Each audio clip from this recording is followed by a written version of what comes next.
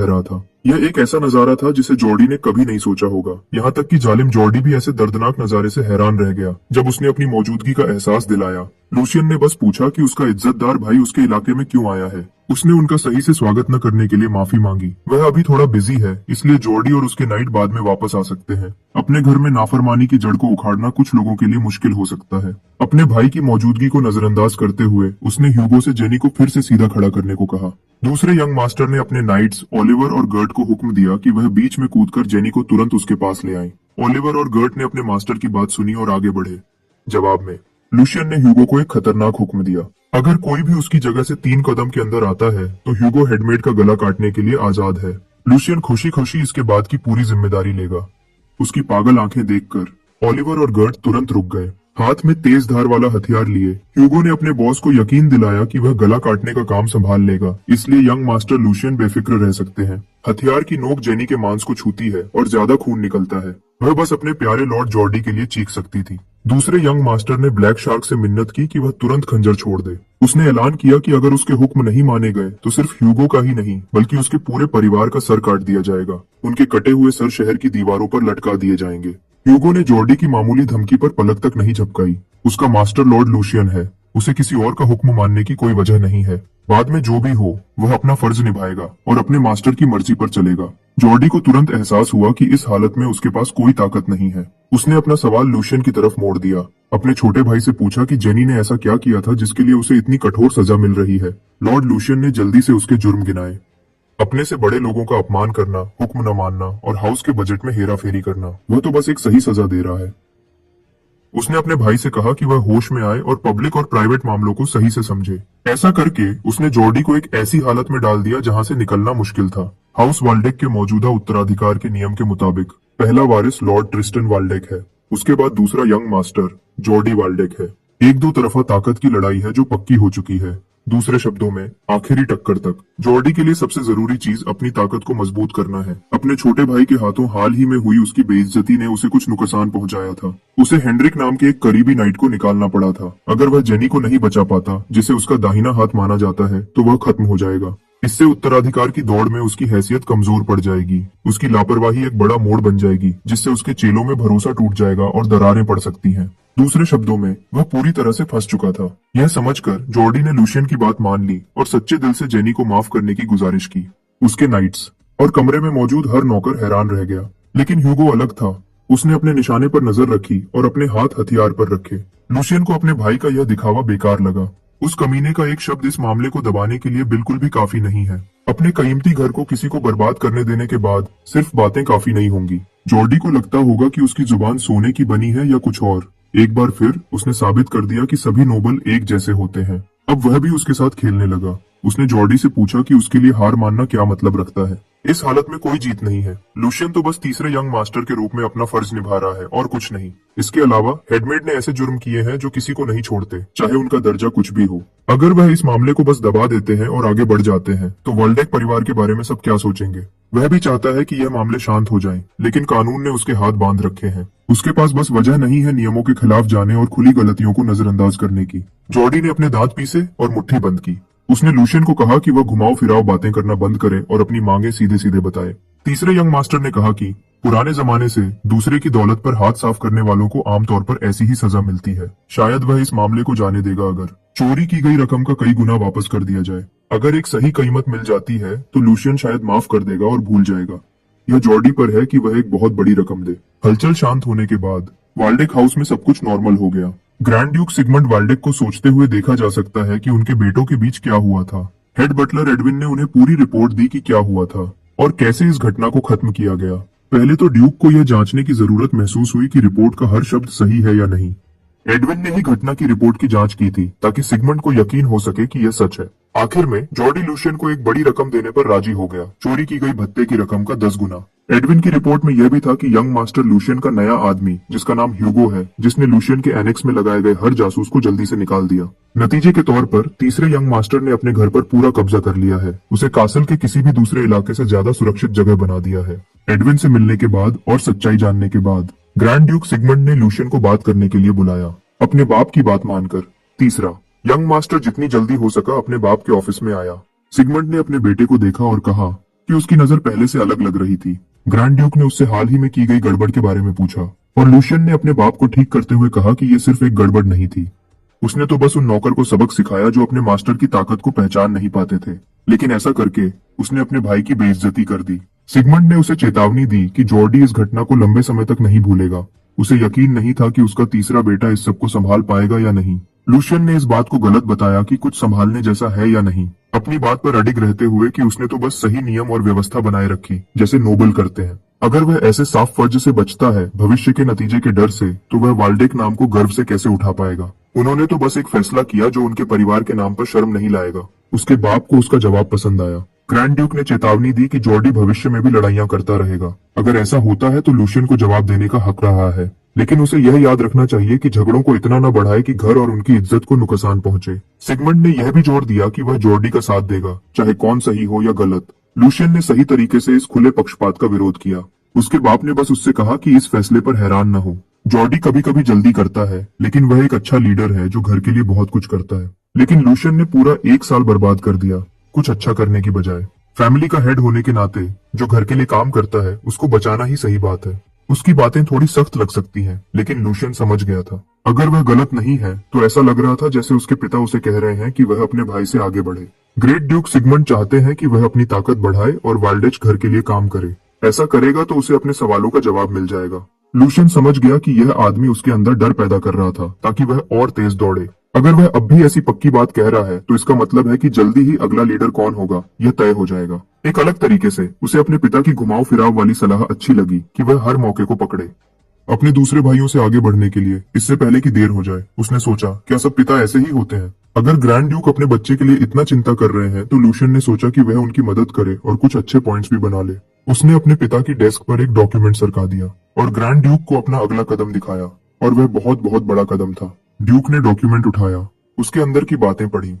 जैसे ही वह एक एक लाइन पढ़ता गया, धीरे धीरे गुस्सा उस पर हावी हो गया। उसके हाथ ने कागज को मसल दिया। जो उसने अभी पढ़ा था उससे परेशान होकर उसने जल्दी से अपने बेटे से पूछा कि क्या यह जानकारी सच में सही है। अगर लूशियन ने यह रिपोर्ट अपनी बड़प्पन की इच्छा से बनाई है तो उसे अभी बताना चाहिए, लेकिन उस डॉक्यूमेंट की हर लाइन सच थी, बिना किसी झूठ के। इसके अलावा उसने पहले ही एक अंदर के आदमी को पकड़ लिया था जो मार्किस लोग्राउंड के कहने पर ड्रग्स फैला रहा था। उसने अपने पिता से कहा कि वह अच्छी तरह से जांच करे। ग्रैंड ड्यूक के रिएक्शन से लग रहा था कि वह सिर्फ जांच से ज्यादा कुछ करने वाले हैं। पूरा कमरा सिगमंड की घुटन भरी शक्ति से भर गया। उसका गुस्सा माना के रूप में बाहर निकल रहा था। उसने बर्नहार्ड लोग्रांड को गाली दी, वह बेशर्म मार्की का बेटा। एक दूसरे नोबल ने वाल्डेक इलाके को खतरनाक चीजों से गंदा करने की हिम्मत की। इस बात का जवाब जरूर देना होगा। पहली बार लूशियन ने उस तलवार की ताकत महसूस की जो एम्पायर को बचाती है। वाल्डेक घर का मालिक ऐसा नहीं है जिससे कोई पंगा ले। इस तरह से उसे भी कुछ नुकसान हो सकता है। अपने पिता के गुस्से से आगे बढ़ते हुए लूशियन ने और बोलने की हिम्मत की। उसने सोचा कि अगर वह यह बात सम्राट को बताते भी हैं तो लोग्रन घर के पास इतना टाइम होगा कि वह किसी को बलि का बकरा बनाकर सजा से बच जाएंगे। सारा काम छोटी व्यापारिक कंपनियों बहावन मर्चेंट गिल्ड के जरिए हुआ था। ऊपर से मार्किसेट्स की सीधी शामिल होने का कोई निशान नहीं है, और ज्यादा जोर लगाना और गहराई में जाना चीजों को और खराब ही करेगा। अभी सम्राट अलग अलग ग्रुप्स की लड़ाइयों से बच रहे हैं और एम्पायर को इस मामले में बीच में आकर सुलह करानी पड़ेगी। थोड़ा शांत होने के बाद सिगमंड अपने बेटे की राजनीति की समझ से प्रभावित हुए। लूशियन ने सोचा कि उनके बड़े घर के खिलाफ इतना बड़ा गलत काम करने के बाद भी मार्किस लोग्रान को बस हल्की सी सजा मिलेगी, शायद कुछ पैसे का नुकसान होगा, और बस। वाल्डेक घर के खिलाफ देशद्रोह का जुर्म करने की हिम्मत की। क्या उनका कम से कम एक हाथ नहीं काट देना चाहिए? अपने बेटे के सुझाव पर थोड़ी देर सोचने के बाद ग्रैंड ड्यूक बैठ गए और अपने जज्बातों को काबू किया। वह पूरी डिटेल में सुनना चाहते थे कि यह लड़का ऐसी मुश्किल सिचुएशन को कैसे हैंडल करेगा। खुशकिस्मती से लूशियन तैयार था। उसने मार्किस को फंसाने का तरीका पहले ही ढूंढ लिया था। प्लान में एक अंदर का आदमी शामिल है जो हाल ही में उसकी तरफ आ गया है, जिसका नाम ह्यूगो है। उस आदमी के पास कोई टाइटल नहीं है, लेकिन उसने लोग्रन का बहुत भरोसा जीता है और जल्दी ही बड़े लेवल पर पहुंच गया है। सिगमंड को याद आया कि उसने इस बाहर वाले आदमी के बारे में हेड बटलर की पूरी रिपोर्ट में कुछ सुना था। उसे लगा जैसे उसके बेटे ने शुरू से ही इस सिचुएशन का अंदाजा लगा लिया था। एक गद्दार का इस्तेमाल करके उलटा जाल बिछाना जरूर अच्छा लगता है। मार्कोसेटिस के नजरिए से एक वफादार एग्जीक्यूटिव के हाथों धोखा होना मुश्किल होगा। पहले ही जमीन तैयार कर दी थी ताकि ऐसा लगे कि ड्रग का उत्पादन ठीक से चल रहा है। जल्दी ही लोग्रन का कोई बड़ा आदमी सीधे तौर पर शामिल होगा। इस प्लान के राजनीतिक असर को देखते हुए इस मामले को हल्के में नहीं लिया जा सकता। यह प्लान अच्छा लगता है, लेकिन इसमें एक बहुत बड़ी कमी है। वह सब कुछ एक ही चीज पर दांव लगा रहे हैं, एक गली के व्यापारी पर। ग्रैंड ड्यूक ने अपने बेटे को याद दिलाया कि इंसानी फितरत को बदला नहीं जा सकता। वह किसी ऐसे आदमी के साथ एक कदम भी नहीं चल सकते जिस पर भरोसा न हो। लूशियन ने कहा कि वह उस आदमी पर भरोसा नहीं करता, बल्कि उसकी अंदर की इच्छा पर। ह्यूगो एक ऐसा आदमी है जो नाइट बनने के लिए कुछ भी करेगा ताकि उसका नाम पूरे एम्पायर में जाना जाए। वह इतना मोटिवेटेड है कि अपना नाम इतिहास में दर्ज कराना चाहता है। वह एक ऐसे आदमी पर भरोसा कर सकते हैं जो पागलपन की हद तक एक सपना चाहता है। लूशियन उस सपने पर भरोसा करने को तैयार है, क्योंकि वह अपनी पिछली जिंदगी में भी एक पागल सपने देखने वाला था। यह सच में एक जज्बाती वजह है जिसे ग्रैंड ड्यूक सपोर्ट करने में हिचकिचा रहे थे। अगर प्लान बिगड़ जाता है तो लूशियन जिम्मेदारी से भागने वाला नहीं है। उसके नीचे काम करने वाले की गलती आखिर में उस पर ही आएगी, भले ही उसे अपनी जान दांव पर लगानी पड़े। वह मौका लेने को तैयार है। सिगमंड समझ गए कि उसका बेटा हर बात सच कह रहा है। अभी के लिए वह इस आइडिया पर और सोचेगा। जब लूशियन का शरीर ठीक हो जाएगा तो उसने लड़के को ट्रेनिंग ग्राउंड में आने को कहा। ग्रैंड ड्यूक ने आखिरकार उसे लायन हार्ट तलवार के लायक समझा। अब से लूशियन को फैमिली का अगला हेड बनने के उम्मीदवारों में से एक माना जाएगा। उस रात बाद में हिगमंड अपनी लाइब्रेरी में देर तक काम करता रहा। उसने लूशियन के साथ जो बात की थी वह एडविन को बताई, और हेड बटलर ने इतनी बड़ी गलती के लिए माफी मांगी। बूढ़े आदमी को शर्म आई कि केलहाइम में, जो वाल्डेक घर का दिल है, इतनी बुरी चीज उसकी जानकारी के बिना हो रही थी। ग्रैंड ड्यूक ने जिम्मेदारी ली कि उसने एडविन को सिर्फ सीमा के मामलों पर ध्यान देने को कहा था। हेड बटलर पहले ही बहुत थका हुआ है। वह खुशकिस्मत थे कि लूशियन ने इस गड़बड़ को कंट्रोल से बाहर होने से पहले ही ढूंढ लिया। बर्नार्ड लोग्रेन ने अपनी पूरी कोशिश की थी कि वह अपना हाथ छुपा सके। इस ड्रग का मकसद न तो पैसा कमाना था और न ही ताकत बढ़ाना। इसका खास मकसद वाल्डेक्स घर की इज्जत को खराब करना था। लोग्रांस शायद ऐसी गंदी चालाकियों का इस्तेमाल बाद में और प्लान बनाने के बहाने के रूप में करना चाहते हैं। एम्पायर की मौजूदा हालत जानते हुए भी कुछ नोबल अभी भी राजनीति में अंधे हैं। इससे भी ज्यादा जरूरी, सिगमंड ह्यूगो नाम के आदमी पर और गहराई से रिपोर्ट चाहते थे। एडविन की रिसर्च के मुताबिक ह्यूगो ऊपर से एक मामूली गुंडा है जो एक जुए का अड्डा चलाता है। असल में वह एक नई ऑर्गेनाइजेशन का लीडर था जो तेजी से अंडरवर्ल्ड पर कब्जा कर रही थी। कागज पर वह ऐसा आदमी नहीं है जो किसी के नीचे काम करे, इसलिए तीसरे बेटे का ब्लैक शार्क को काबू करना और भी ज्यादा असरदार लगता है। एडविन ने इस शानदार कदम को लूशियन की कमाल की ग्रोथ का नतीजा बताया। किसी वजह से ग्रैंड ड्यूक को यह एहसास नहीं छोड़ रहा था कि लूशियन के बदलाव में जितना दिखता है उससे कहीं ज्यादा है। ह्यूगो अंडरवर्ल्ड में खड़ा रहा और सफल हुआ, जहां चालाकी और बेरहमी चलती थी। अगर वह एक बेवकूफ होता जो बचपन के सपने पूरे करने की खोखली बातों पर भरोसा करता तो उसे बहुत पहले ही कुचल दिया गया होता। उस चालाक अपराधी ने जरूर लूशियन की असली ताकत को देखा होगा, एक ऐसे लॉर्ड के रूप में जिस पर अपनी जान दांव पर लगाई जा सके।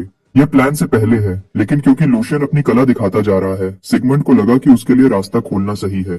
कल से ग्रैंड ड्यूक ने फैमिली की गुप्त टेक्निक भूले हुए तीसरे बेटे को सिखाने का प्लान बनाया है, और उसके तलवारबाजी के टीचर के रूप में कौन होगा? सिगमंड के दिमाग में पहले से ही कोई है, सर आइजन, एक ऐसा नाम जिसे एम्पायर का हर तलवारबाज जानता है। बूढ़े आदमी की शांति को उसकी बुढ़ापे में तोड़ना दुख की बात है। लूशियन को अपने साथ लेना उसके लिए भी जरूर एक खास समय होगा।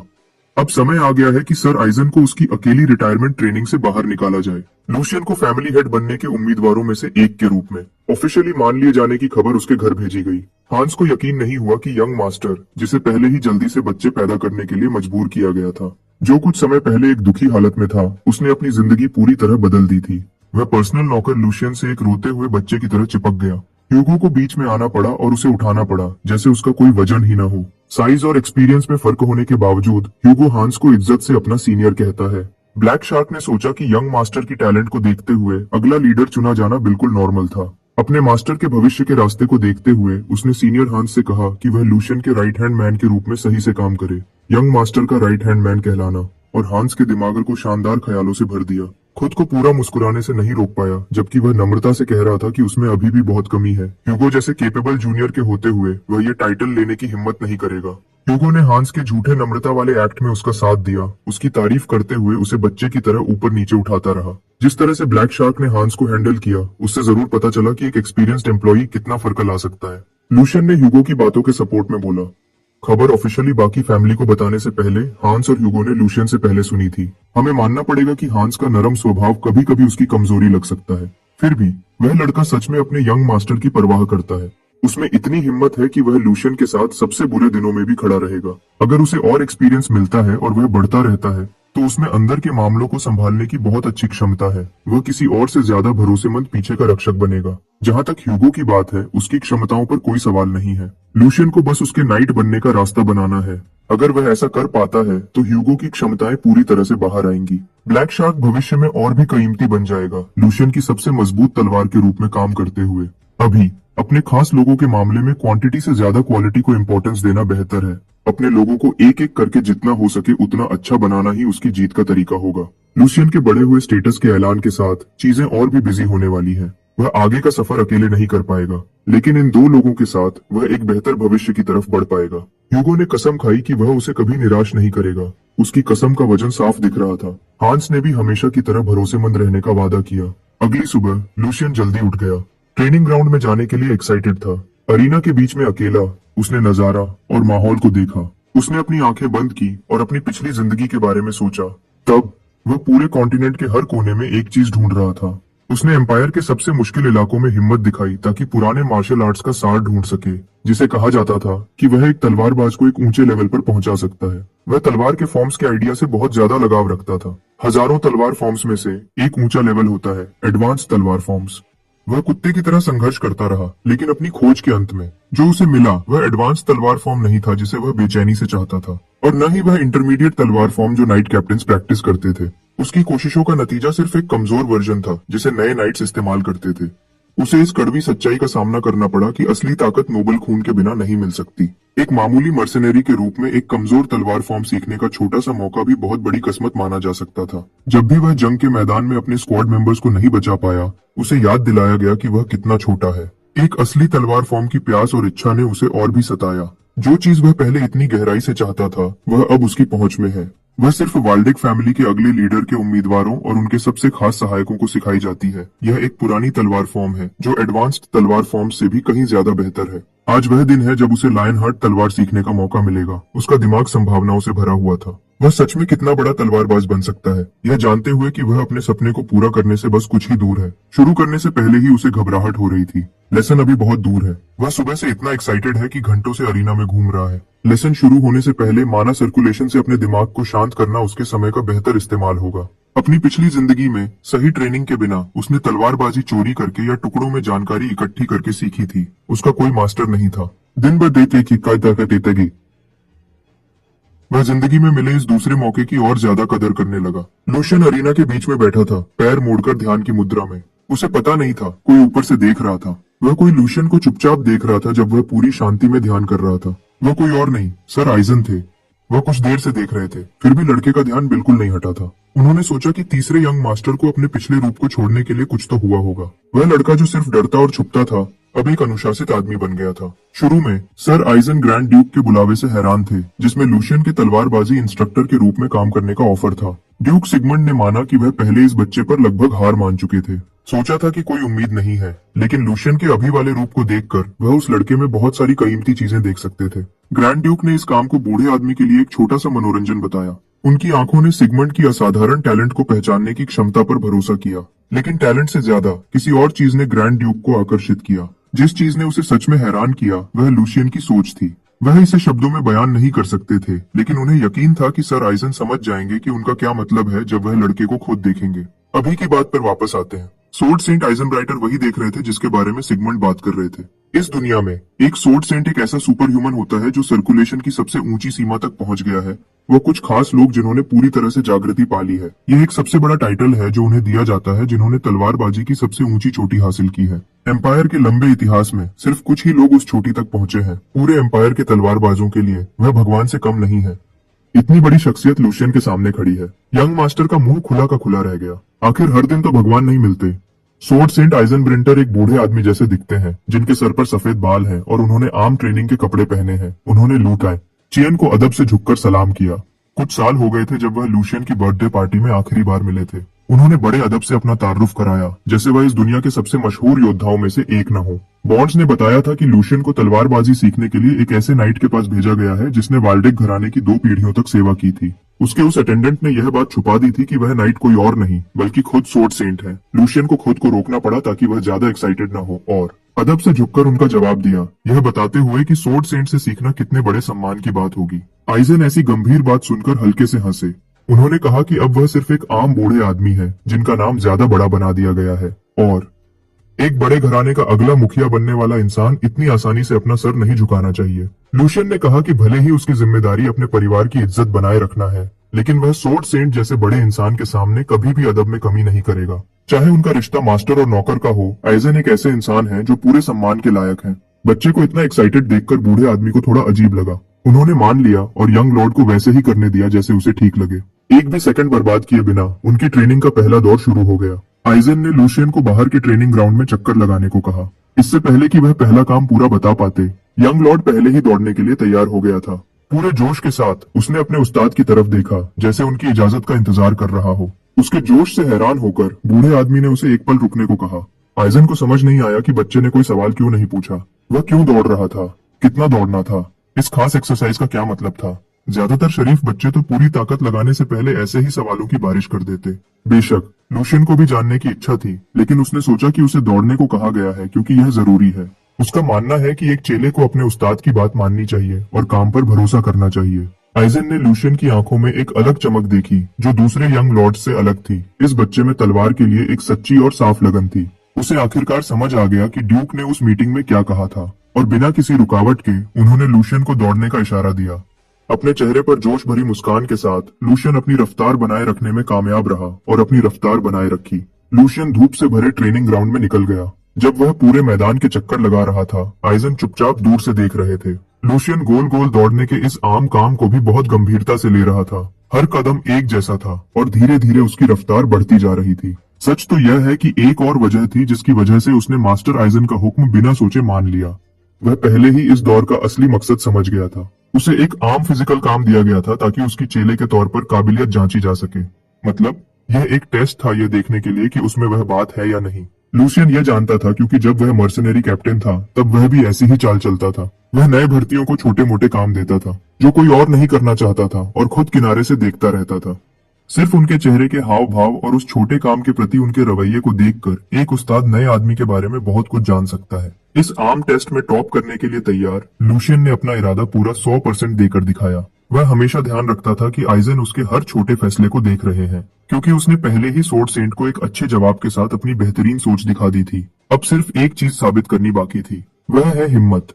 आज लूशियन का मकसद था तब तक दौड़ना जब तक वह थक कर गिर न जाए। यह उसका प्लान था, लेकिन एक्सरसाइज के 1 घंटे बाद उसे लगा कि कुछ बहुत गलत हो रहा है। वह अभी तक पूरी ताकत से 60 मिनट से दौड़ रहा था, लेकिन उसे थकान का एक भी निशान महसूस नहीं हो रहा था। अगर कुछ था तो जितना वह दौड़ता उतना ही अच्छा महसूस करता।